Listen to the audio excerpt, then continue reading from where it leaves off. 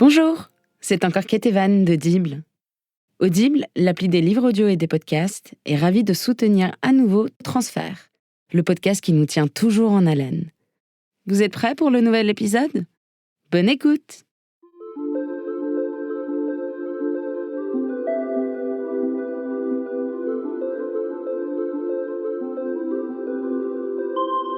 En philosophie, le doute est très valorisé. Il est la condition de la remise en question des préjugés, du monde autour de soi, la condition d'émergence de la pensée. Mais imaginez-vous devoir vivre dans le doute chaque jour.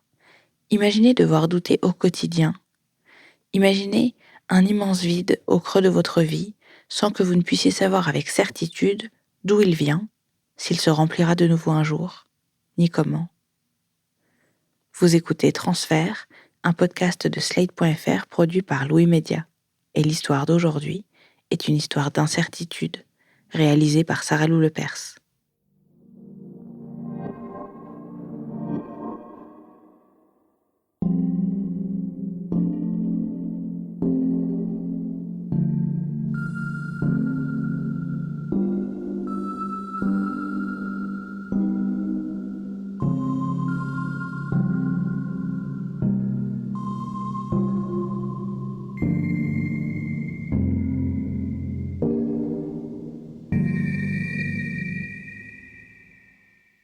C'est vrai que dans une fratrie, c'est difficile de dissocier chaque enfant, même si on est une unité séparée, on a toujours tendance à comparer les frères et les sœurs. Et moi, je me suis toujours comparée à ma sœur, et c'est vrai que j'ai toujours eu cette construction où je me dis, ma sœur fait partie entière de moi, et on a vécu la même vie familiale, mais de manière différente. Mais on est quand même très unis parce qu'on a les mêmes parents, on a le même passé. Et à l'heure actuelle, c'est vrai que Julie est indissociable de mon histoire personnelle parce que c'est aussi ce qui me construit. La disparition a changé toute la dynamique que j'avais avant. Je suis devenue une autre personne à cause de cette tragédie, et c'est vrai que du coup, j'ai l'impression que Julie fait encore plus partie de moi qu'avant. Quand je suis née, ma sœur aînée avait déjà 2 ans. Julie était la première à constituer la nouvelle génération, et c'était un très très beau bébé. Elle était très sage, elle dormait bien, et moi, quand je suis arrivée, j'ai tout chamboulé parce que je demandais énormément d'attention. J'avais toujours besoin d'être prise dans les bras. C'était pas facile pour mes parents parce qu'ils devaient se lever toutes les nuits pendant 2 ans, donc c'était un petit peu compliqué. Et je pense que ça a un petit peu chamboulé aussi ma sœur, le fait que je sois arrivée, parce qu'elle avait plus toute l'attention sur elle. Ma sœur était vraiment l'aînée, et je pense qu'elle savait l'importance de cette place et elle faisait tout pour l'avoir. Donc c'était un petit peu la meneuse du groupe de cousins-cousines. Et on avait un terrain de jeu pour nous de plus de 4 hectares. C'est un très grand endroit. Mes grands-parents ont acheté une ancienne ocrerie dans les années 1970. Il y a un petit pont. Et sur le pont, on a vue sur la cathédrale et sur l'abbaye d'Auxerre. Donc c'est vraiment un lieu très, très chouette. Moi, j'adorais aller dans cet endroit quand j'étais petite parce que j'avais toujours quelqu'un avec qui jouer. Et c'était génial juste de pouvoir jouer avec les matériaux. On escaladait toujours les puits, on se cachait dedans. C'était génial juste pour faire une partie de cache-cache. Et mes grands-parents nous faisaient totalement confiance, donc on pouvait passer la journée sans surveillance là-bas. Et ça, c'est vrai que c'était vraiment un terrain de jeu pour nous quand on était enfants. C'était génial, et c'est vrai qu'on avait cette proximité familiale qui était aussi très appréciée. Sauf que, en fait, je me retrouvais toujours à l'écart parce que ma sœur était la meneuse du clan, étant l'aînée, et on n'arrivait pas à s'entendre parce qu'on était vraiment très différentes. Déjà, on était différentes physiquement. Elle était très brune, moi j'étais blonde comme les blés à l'époque. Donc il y avait déjà cette différence physique très marquée, et on avait des personnalités très différentes. Je savais pas trop où me placer, en fait.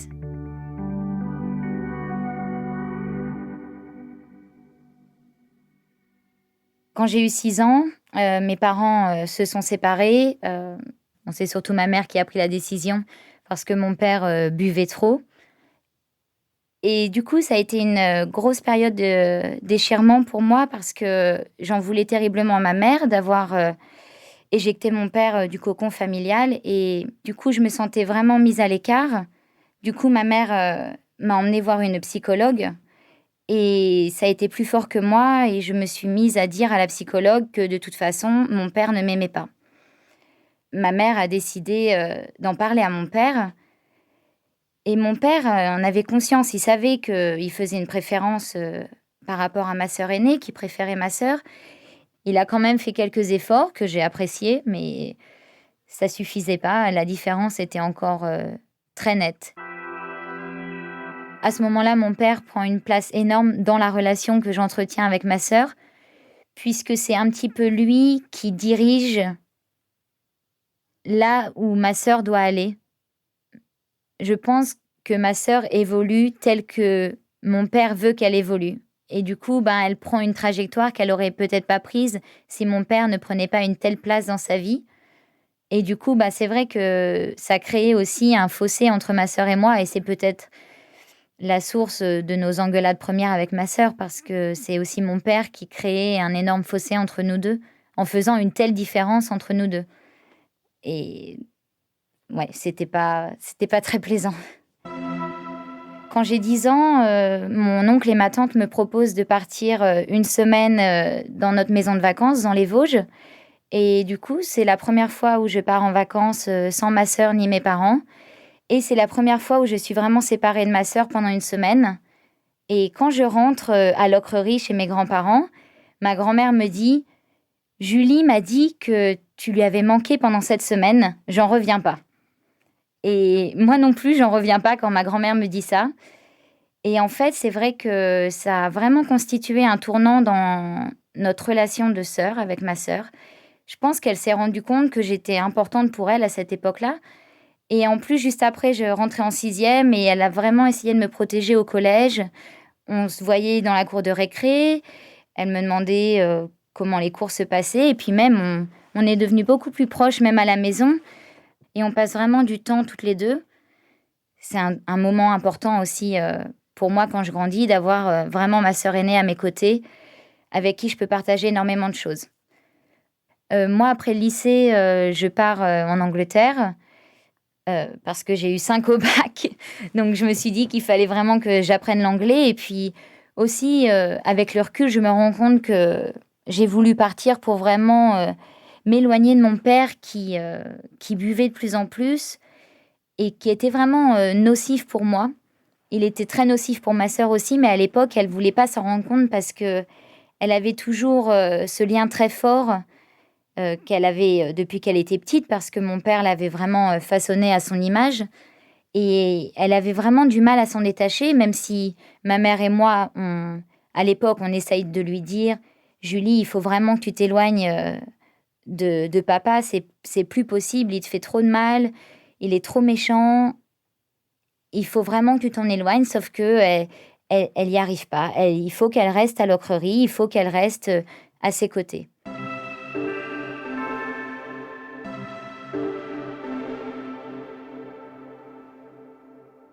En fait, mon grand-père meurt en 2001 et à ce moment-là, mon père reprend les rênes de l'entreprise de matériaux anciens. Et en plus, par-dessus ça, ma grand-mère décide de créer une SCI, donc une société civile immobilière, entre mes cousins et moi, pour nous donner le bâtiment principal de Lochrerie. Donc, elle décide de nous léguer un patrimoine. Au début, ça se passe bien, et après, comme mon père boit énormément, la société se dégrade parce qu'il n'arrive pas à gérer le travail. Il commence à boire dès 10h du matin, donc c'est compliqué pour accueillir les clients. Moi, c'est vrai, quand je suis petite, pour moi, Lochrerie, c'est vraiment un lieu magique. Mon grand-père a son entreprise, ça marche très bien. Et après, quand mon père décide de passer aux commandes, tout se dégrade. Sauf qu'en 2009, ma sœur fait un BTS des management des unités commerciales. Et elle décide de le faire en alternance. Elle veut le faire dans l'entreprise de mon père, dans l'entreprise de matériaux anciens. Ma mère et moi, on essaye vraiment de l'en dissuader parce qu'on sait qu'il va rien lui apprendre et qu'elle va devoir tout gérer. Et surtout, comme ils ont une relation vraiment spéciale, on s'est dit que ça pouvait pas marcher. Mais ma sœur refuse et elle tient absolument à aller travailler avec mon père. Donc évidemment, comme ma mère et moi avions prédit, ça se passe mal. Ma sœur en veut à mon père parce qu'il ne gère rien du tout de la société. C'est ma sœur qui doit tout gérer alors qu'elle, elle est censée apprendre.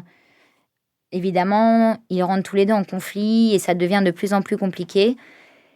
Et ma sœur veut s'accrocher à ce père que nous avions quand on était petite, qui était un bon père avant la séparation. On passait vraiment des bons moments avec lui. Et elle ne se rend pas compte que ce père bienveillant n'est plus là. Alors que moi, j'ai réussi à prendre mes distances et vraiment, même si c'est difficile, même si j'ai encore envie de croire que j'ai un bon père, j'ai réussi à partir à l'étranger et à vraiment m'éloigner de lui, alors que ma sœur, au contraire, fait tout pour s'accrocher.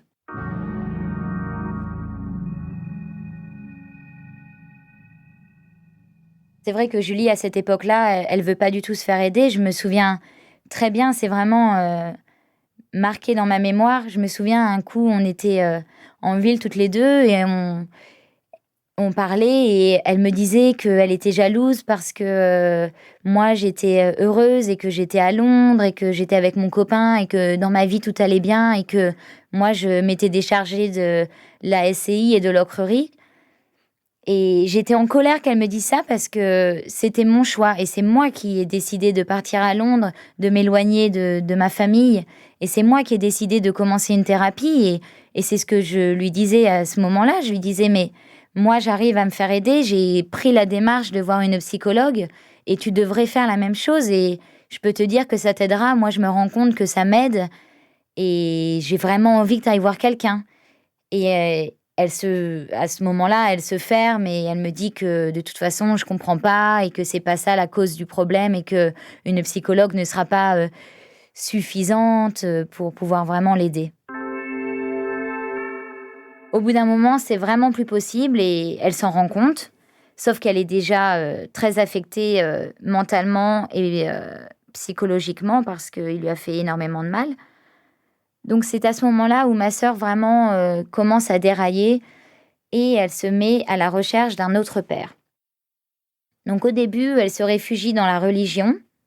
Donc ma mère et moi sommes très très étonnés parce que ma sœur avait un côté anarchiste. Elle organisait des manifestations quand elle était au lycée. Et elle faisait partie du Parti communiste. Enfin, elle était très engagée politiquement. Et elle avait un fort dégoût pour la religion.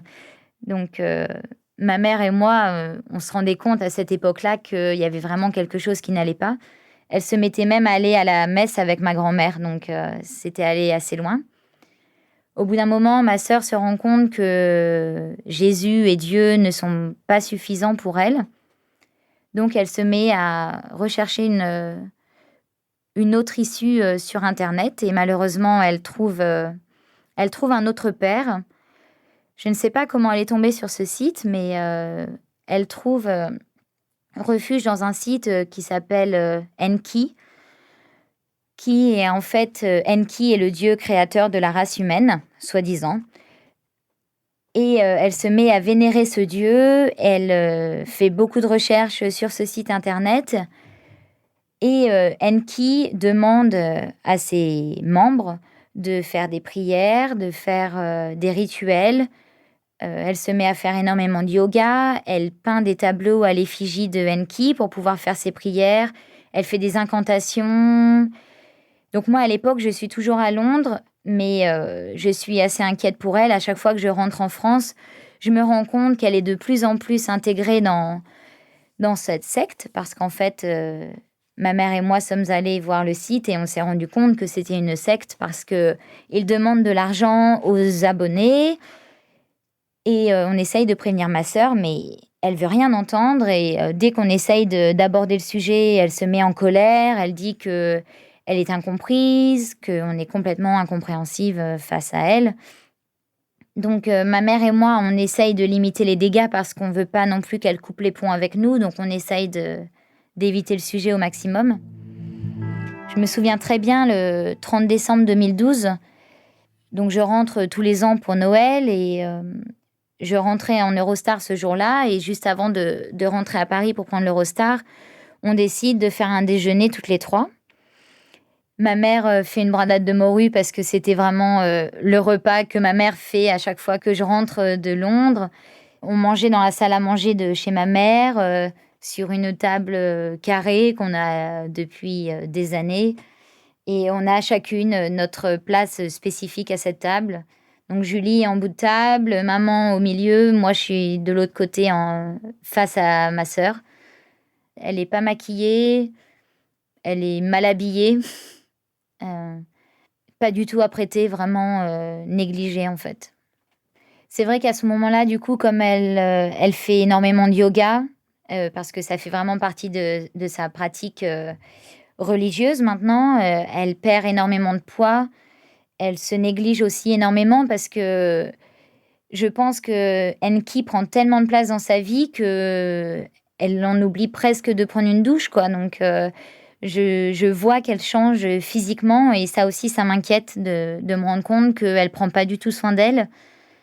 Moi qui ne reviens pas régulièrement en France à ce moment-là, je vois les changements de façon beaucoup plus nette. Et ça, c'est vrai que ça me marque énormément, le fait qu'elle soit vraiment négligée. Voilà, donc je me souviens qu'on mange cette bandade de morue et puis je sais plus vraiment exactement comment Julie amène cette discussion. Je crois qu'on parle à ce moment-là de ce qui nous touche, on parle sûrement de ma relation amoureuse que moi j'ai à Londres et voilà, Julie nous fait part de elle, sa relation amoureuse du moment. Et voilà, sa relation amoureuse du moment, c'est d'être amoureuse d'un humanoïde et elle nous dit que voilà, elle va se marier avec lui, qu'ils sont amoureux, qu'ils se sont rencontrés. Et, et là, je me souviens très bien que ma mère et moi, on est complètement sous le choc et on lui demande même de répéter un humanoïde, mais qu'est-ce que c'est que ça? Mais qu'est-ce que tu racontes? Et voilà, elle dit que oui, elle l'a vu dans un de ses rêves et qu'ils se sont rencontrés, embrassés et que c'était fort et que c'était vrai et que ça va vraiment se passer. Et donc là, évidemment, ma mère et moi, on hausse le ton et on est face à l'incompréhension totale. On se demande d'où elle sort ça et à quel moment dans sa tête ça a pu vraiment se produire. Donc après ce repas mouvementé, je dois aller à Paris pour prendre mon Eurostar. Et à ce moment-là, ma sœur me prend dans ses bras et elle me dit: «Je t'aime». Et moi, je suis tellement saoulée un petit peu de tout ce qu'elle nous a dit avant et je suis surtout inquiète que je lui réponds un petit peu de manière futile et voilà, donc on se dit au revoir. Sauf qu'à ce moment-là, je sais pas que c'est la dernière fois que je verrai ma sœur.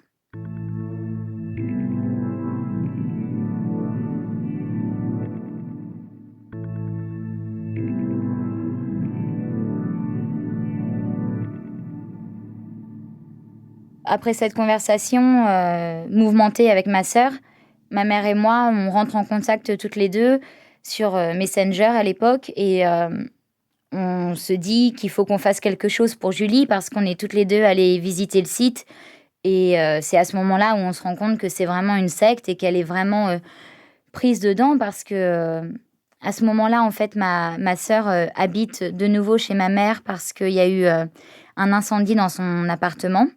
Et du coup, ma mère, elle se rend compte qu'elle fait tout le temps des incantations dans sa chambre, qu'elle fait plein de rituels, plein de choses et ma mère est inquiète.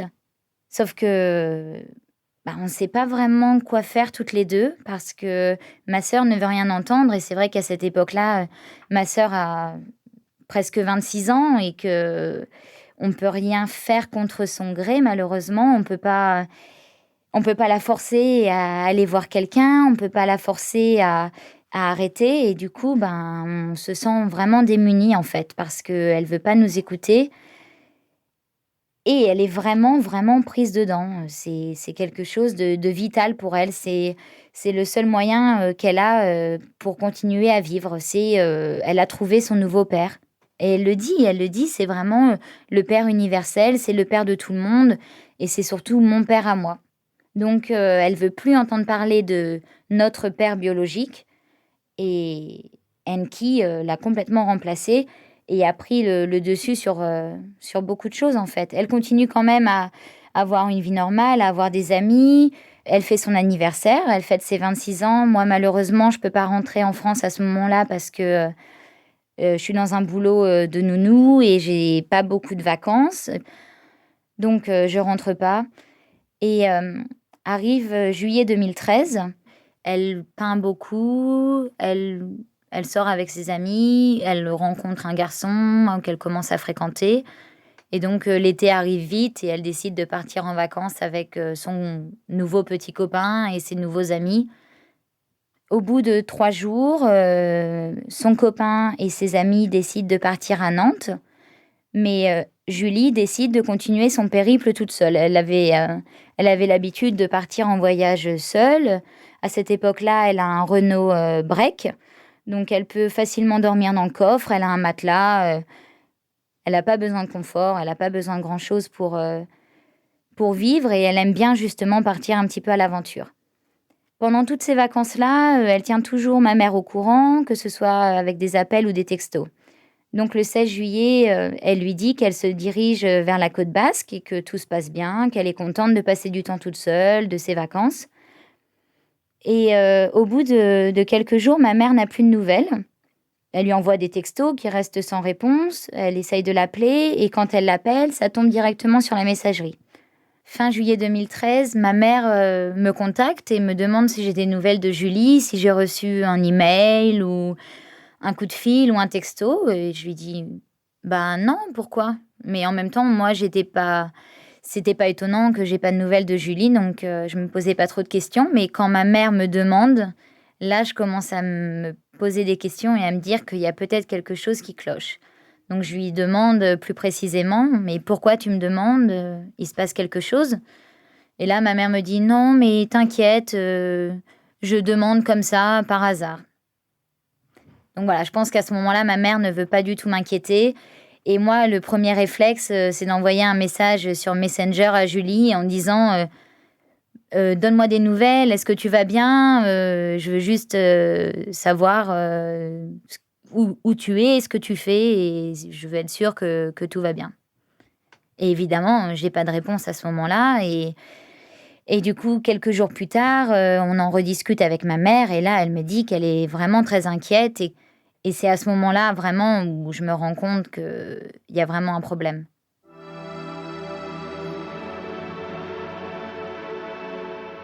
Et c'est le 1er août que là, ma mère décide d'aller à la gendarmerie d'Auxerre quand même pour signaler une disparition inquiétante. Et là, le gendarme lui rit presque au nez en disant que Julie a 26 ans et qu'elle a le droit d'être en vacances et qu'il faut qu'elle laisse sa fille tranquille. Ma mère insiste et finalement, il y a un policier qui prend sa déposition, mais sans grande conviction. Donc à ce moment-là, on est très inquiète, on comprend pas ce qui se passe, on essaye vraiment de contacter tous les amis de ma sœur pour savoir si quelqu'un a des nouvelles. On est perdu, on sait pas quoi faire. 4 jours plus tard, ma mère reçoit un appel de la gendarmerie de l'Ariège qui signale que le véhicule de ma sœur a été retrouvé sur le parking du col du Port de l'Hers, qui est un lieu touristique en Ariège, où en fait ce sont des montagnes où des gens vont faire des randonnées. Donc là, c'est l'incompréhension totale puisque ma sœur avait dit à ma mère qu'elle se dirigeait vers la côte basque. Donc elle devait pas du tout se trouver dans ce coin-là. Et en fait, on se rend compte que dans la voiture, il y a tous les papiers de ma sœur, il y a son passeport, sa carte d'identité, des courses aussi, des aliments périssables, toutes ses affaires personnelles, son ordinateur, son téléphone portable, et la voiture est fermée à clé. Donc ma mère avait un double des clés, donc elle emmène le double des clés, et à ce moment-là, ils ouvrent la voiture avec les gendarmes et ils font le constat de tout ce qu'il y a dans sa voiture. Donc là, on commence vraiment, vraiment à s'inquiéter et on est en train de se dire que ma sœur a disparu. Et tout se chamboule dans nos têtes. Moi, je suis à Londres, c'est compliqué d'être éloignée. J'ai envie de prendre un vol pour Toulouse et d'aller là-bas pour aider aux recherches. Et ma mère me dit surtout, reste à Londres, je m'occupe de tout. Et puis il y a ma tante aussi qui y va, il y a des amis de ma mère. J'ai un ami à cette époque-là qui habite à Toulouse, il va aider aux recherches. Et ma mère essaye vraiment de me protéger au maximum et de me dire de rester à Londres. Et d'un côté, je crois que je suis contente quand même de rester à Londres. J'ai mon copain qui est là pour me soutenir. C'est très, très dur parce que je continue à aller au travail, parce que la famille pour qui je travaille à l'époque n'est pas très compréhensive. Et du coup, ça devient très difficile. Plus les semaines passent et plus l'absence de ma sœur est beaucoup trop présente. Il y a vraiment plein de sentiments qui se mélangent et en même temps énormément de peur. J'ai très peur parce que je sais pas ce qui arrive à ma sœur et en même temps, je me souviens qu'il y a énormément, énormément de colère à ce moment-là parce que j'ai l'impression que Julie nous a abandonnés pour la secte. Parce qu'à ce moment-là, on est persuadés que Julie est partie avec la secte. Dans sa voiture, il y avait un carnet avec des notes. Et quand on lit les notes de ma sœur, quand on lit ses écrits, on se rend compte à quel point elle est prise dedans. Elle ne parle que de ça et donc pour nous, il n'y a pas de doute. Elle est partie avec la secte, elle a tout organisé. Et même, je me souviens de mon copain qui me dit Oh, Julie, elle abuse de vous faire ça. Et en même temps, je suis en colère après lui qui pense que Julie puisse nous faire ça. Mais d'un côté, je vais aussi dans son sens et je me dis C'est vrai qu'elle abuse de nous faire ça. Donc pendant longtemps, on se raccroche à ça, ce qui nous permet aussi, nous, de garder espoir et de nous dire qu'une fois que la police aura mis la main sur les gens derrière le site internet, ils retrouveront par conséquent Julie. Sauf que quand l'enquêteur en charge fait des recherches poussées dans l'ordinateur, il n'y a aucun email qui nous montre qu'elle a eu des échanges avec la secte pour un lieu de rendez-vous. Pareil dans son téléphone, il n'y a pas de texto, il n'y a pas d'appel, il n'y a pas non plus d'autres téléphones. Peut-être qu'à ce moment-là, on se dit qu'elle est partie avec un autre téléphone dont on n'était pas au courant. Donc toutes les recherches ont été faites et puis en fait, il se trouvait que c'était des gens qui étaient en Belgique. Donc après, ça a été remis à la police belge. Donc on n'a pas eu un suivi détaillé, mais en tout cas, on sait que ça n'a rien donné. Et que c'était juste des escrocs sur internet et que c'était pas une secte à grande échelle. Il y a eu évidemment les recherches en montagne. On a beaucoup pensé à un accident de randonnée. Donc il y a eu beaucoup de recherches, aussi des bénévoles qui connaissent très bien la montagne là-bas, qui ont fait beaucoup, beaucoup de recherches avec leurs chiens. Et ça n'a rien donné. Il y a eu les hélicoptères, il y a eu des battues d'organiser, mais on n'a rien trouvé, même pas un bout de vêtement, rien du tout. Il y a eu aussi des médiums, évidemment. On a eu beaucoup, beaucoup d'appels de médiums. Donc on a vérifié certains dires des médiums, mais ça n'a rien donné non plus. On a pensé à la thèse du suicide, mais on a recherché le corps, évidemment, mais on n'a rien trouvé du tout. Donc voilà un petit peu toutes les pistes qui ont été explorées et puis voilà aussi des témoignages qui ont été vérifiés et qui n'ont abouti à rien. Donc la mauvaise rencontre, maintenant, c'est vraiment la piste qui est la plus tangible pour nous, le fait le plus marquant. Julie est très vulnérable au moment de sa disparition parce que elle n'arrive pas à savoir où elle est vraiment dans sa vie. Elle est en même temps dans le moment présent et en même temps, elle veut être dans un autre monde avec son dieu grec qui n'existe pas. Et du coup, elle est vraiment entre deux et elle est très, très vulnérable. Et c'est vrai qu'on ne peut rien lui dire sans qu'elle se mette à pleurer. Elle est très sensible à ce moment-là et Julie a tendance à faire confiance très, très facilement aux gens. Elle parle à tout le monde. Elle aime parler à des inconnus dans les concerts, dans les bars. C'est une proie assez facile. Et puis, à l'époque où elle disparaît, elle dort dans son break, dans son coffre, sans aucun rideau à la voiture. Donc, tout le monde peut la voir dormir n'importe où, sur un bas-côté, sur un parking. Donc, c'est aussi pour ça qu'on pense que c'est une proie facile à ce moment-là. On ne sait pas. On ne sait pas si on sera un jour. Et c'est ça qui est très difficile aussi. C'est vraiment de continuer à se poser des tas et des tas de questions. C'est ça qui est difficile dans le cadre d'une disparition, c'est qu'il n'y a pas de clôture en fait. Je pense que ma mère et moi, on s'en est quand même beaucoup voulu d'avoir concentré vraiment toute notre énergie sur la secte parce qu'à côté de ça, on a écarté les pistes de la mauvaise rencontre et peut-être qu'on aurait pu baser nos recherches plutôt là-dessus. Et c'est vrai que c'est pas toujours facile à gérer aussi, toute cette culpabilité qu'on peut avoir au niveau du temps de la recherche, en fait, les premiers jours cruciaux qu'on n'a pas su saisir. À ce moment-là, mon père est totalement incapable de gérer la disparition de Julie. Il boit énormément, il est vraiment en chute libre, il est en pleine descente et au moment de la disparition, il veut pas du tout s'impliquer.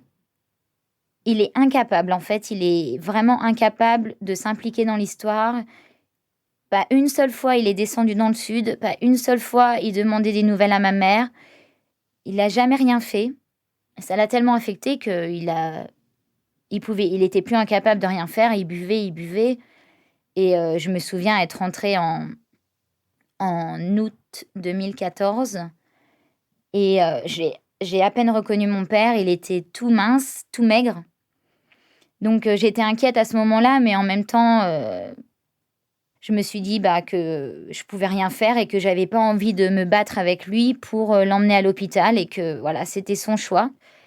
Et en fait, il se dégrade de plus en plus parce que la disparition l'atteint quand même. Il boit énormément et il décède, juste, 1 an après. En fait, il décède en octobre 2014. Pour moi, à ce moment-là, c'est très difficile, juste après le décès de mon père parce que je me reprends un deuxième coup dur énorme et même si j'avais réussi à me distancer un petit peu de mon père, à prendre du recul par rapport à lui et par rapport à tout le mal qu'il m'a fait quand j'étais petite, j'avais quand même encore beaucoup d'attachement pour lui et j'avais encore un peu d'admiration pour lui au fond. Et c'est vrai que quand il est mort, je me suis rendu compte de la tristesse qu'il y avait en moi et vraiment de la deuxième perte qui était en train de se produire dans ma vie. Et là, j'en ai vraiment voulu à la terre entière. Je me suis dit, mais c'est pas possible de s'acharner contre moi comme ça. Qu'est-ce que j'ai fait pour mériter 2 disparitions comme ça? Et c'est vrai que ça a été dur, mais c'est vrai que la perte de Julie est plus difficile. Une disparition, on peut pas vraiment faire le deuil parce qu'on n'a pas de corps, on n'a pas de traces tangibles. On se pose toujours 10 000 questions, on remue des tonnes et des tonnes de scénarios dans nos têtes. On ne sait pas si un jour on va la revoir. Parfois, j'ai quand même des amis qui me demandent des nouvelles. Et ça me fait plaisir d'un côté qu'ils me demandent parce que je me rends compte que les gens n'ont pas oublié. Et d'un côté, j'ai du mal à en parler parce qu'il n'y a pas d'éléments nouveaux. Donc à chaque fois, je dis, il y a rien, c'est pareil, oui, elle a disparu, ça fait 5 ans et demi et l'enquête est au point mort, on n'a aucun élément tangible, on n'a rien et voilà. Du coup, je peux pas non plus m'étaler sur le sujet parce que j'ai pas grand-chose à dire dessus. Après, ce qui est très dur, c'est quand on me demande si j'ai des frères et sœurs. Je dis: «Oui, j'ai une grande sœur» et j'essaye vraiment de pas du tout, élaborer là-dessus et après quand on me dit: «Ah mais elle a quel âge ta sœur? Elle habite où?» Je dis: «Bon, elle a 32 ans, elle habite à Auxerre», voilà. Des fois, je suis obligée de mentir parce que pour moi, ça reste quand même de l'ordre de l'intime.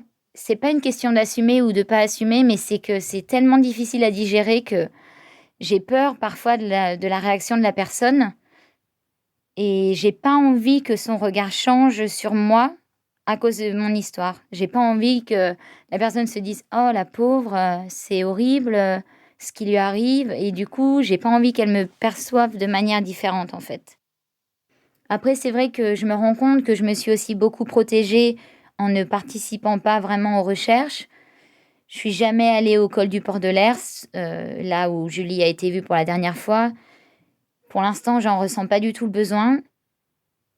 Il y a qu'en avril dernier que j'ai aidé aux recherches.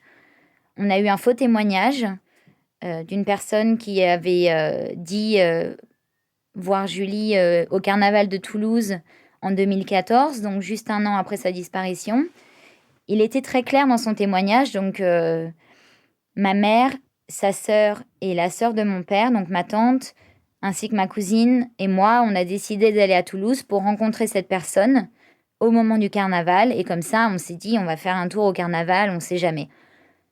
Personnellement, j'y croyais pas du tout, mais c'était important pour moi que je participe à des recherches. J'en ressentais finalement le besoin et je me suis dit que c'était le moment de le faire.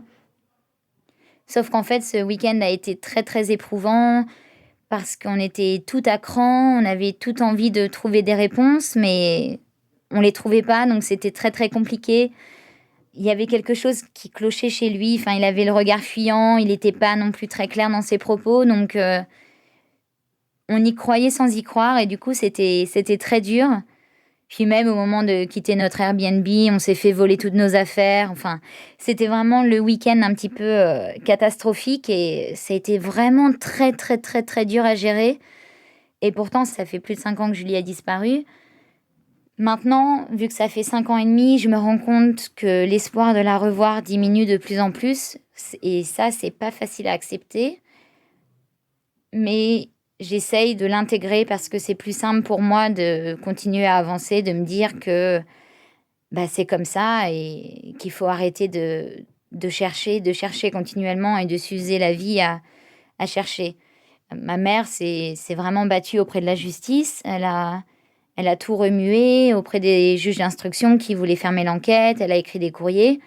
Finalement, l'enquête est fermée depuis peu, mais elle n'est pas clôturée. Donc, s'il y a un nouvel élément, on peut la rouvrir.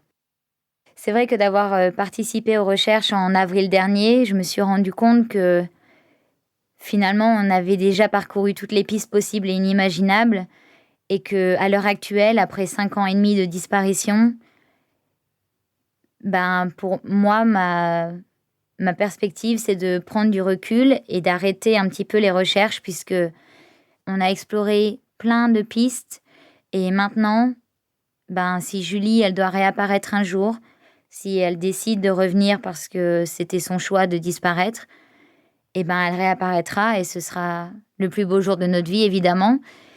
Et si c'est pas le cas, ben, il faut qu'on apprenne à vivre avec le manque et c'est comme ça, voilà. Mais bon, malgré tout, bah, c'est comme ça et puis c'est vrai que finalement, je me rends compte aussi que ça m'apprend beaucoup de choses et que j'ai une expérience de vie différente et je me rends compte également que j'ai vraiment cette force en moi que je tiens de ma mère, certainement pas de mon père, ça c'est sûr et je pense que ma sœur avait plutôt ce côté-là de mon père, ce côté très sensible, très très faible en fait. Alors que ma mère, c'est vraiment l'opposé, c'est plutôt une battante. Elle a vraiment une résilience et je me rends compte que j'ai aussi ce côté-là d'elle.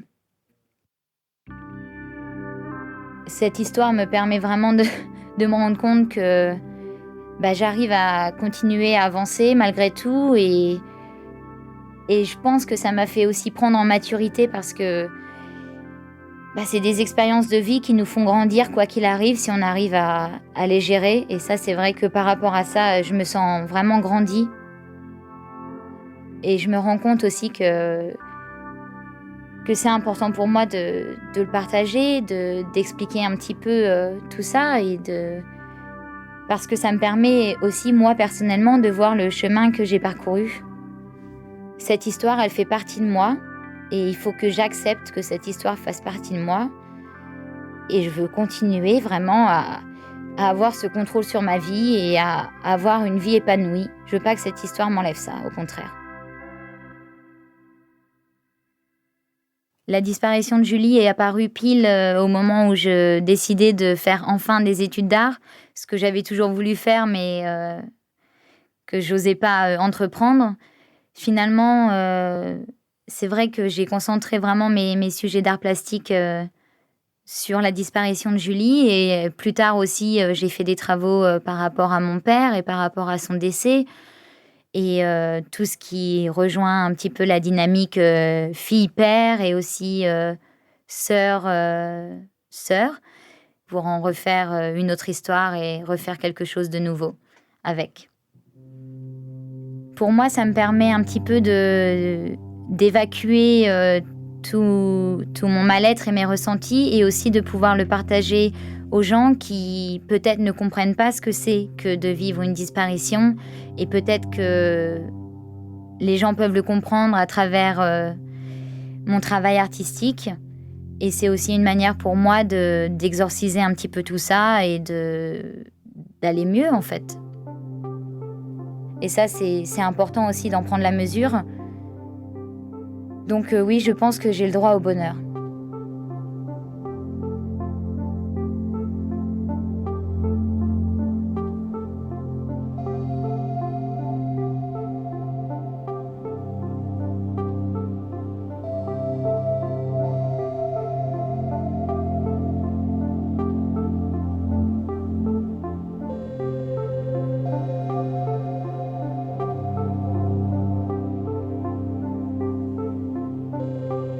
Cet épisode de Transfert a été réalisé par Sarah Lou Lepers. Il a été mixé par Jean-Baptiste Aubonnet. Maureen Wilson était à l'édition et à la coordination. Et je suis Charlotte Pudlewski. Transfert est un podcast de Slate produit par Louis Média. Suivez-nous sur tous les réseaux sociaux de Slate, de Transfert et sur toutes les plateformes de podcast. À très vite. C'est encore Ketevan d'Audible. Cette écoute vous a plu ? Alors venez découvrir notre catalogue sur audible.fr.